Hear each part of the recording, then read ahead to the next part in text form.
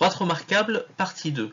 Alors avant de commencer cette vidéo, je voulais vous féliciter, les élèves de 5e qui ont regardé la partie 1 des droites remarquables et qui êtes venus en cours avec votre feuille remplie. Et nous avons pu ainsi bien travailler. J'ai pu remarquer que vous avez pratiquement tous bien vu la vidéo et bien compris ce qui était dit dans cette vidéo. Donc j'espère que dans cette deuxième partie, il va en être de même. Alors dans cette vidéo, cette fois-ci, on ne va pas voir la médiatrice, mais on va voir la médiane et la hauteur. Alors la médiane, la définition de la médiane est la suivante. Dans un triangle, la médiane issue d'un sommet est la droite qui joint ce sommet au milieu du côté opposé. Alors les mots-clés, c'est que la médiane, c'est une droite qui va passer par un sommet et qui va couper le côté opposé en son milieu. Donc, dans cet exemple, nous avons un triangle ABC, et vous pouvez voir qu'effectivement, nous avons tracé les médianes. Alors, si je prends au point A, vous voyez que la médiane va couper le segment AB en son milieu. Donc, combien va-t-il y avoir de médianes dans un triangle? Eh bien, il va y en avoir tout simplement 3. Une en A, une en B et une en C.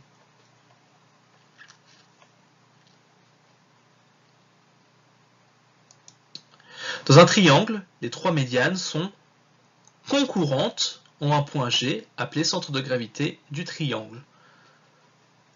Donc je vous rappelle que concurrentes, c'est parce qu'elles se coupent en un même point.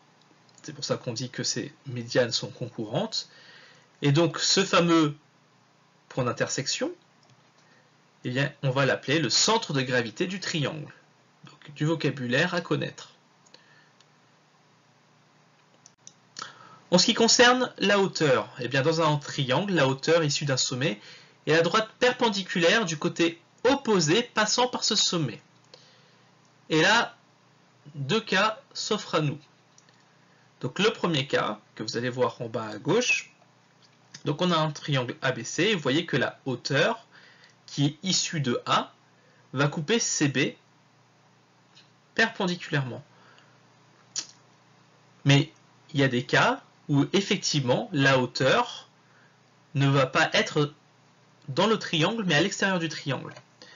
C'est ce qu'on voit dans l'exemple en bas à droite, donc ici. Donc vous voyez qu'effectivement, quand je trace la hauteur, eh bien, pour que ça puisse être perpendiculaire au côté opposé, qui est ici CB, eh bien, il faut que je prolonge CB.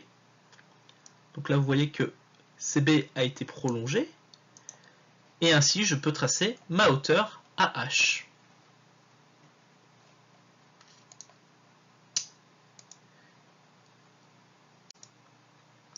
Donc dans un triangle, les 3 hauteurs sont concurrentes en un point H appelé orthocentre. Alors ici dans notre exemple, effectivement, nous avons l'orthocentre qui est à l'intérieur du triangle, mais on est d'accord que il va certainement y avoir des cas où l'orthocentre sera pas à l'intérieur du triangle, mais à l'extérieur du triangle. Ça n'a pas d'importance du moment que les hauteurs ont bien été réalisées avec, si nécessaire, la prolongation des côtés pour avoir une perpendiculaire. Donc, vous inquiétez pas, nous allons faire les exercices dans les prochaines séances qui vont nous exercer sur cet exercice. Voilà.